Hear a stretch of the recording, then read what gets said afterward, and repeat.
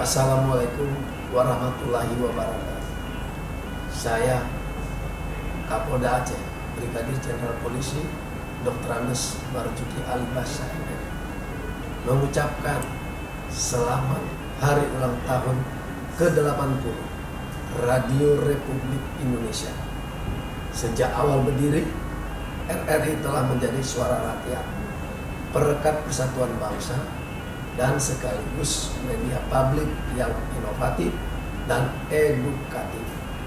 Di usia yang ke-80, kami berharap terus berinovasi, semakin maju, dan tetap menjadi mitra strategis Polri dalam menjaga keamanan, ketertiban, serta persatuan bangsa, sehingga dapat memperkuat peran RRI mendukung tujuan negara bersatu, berdaulat, rakyat sejahtera, Indonesia maju.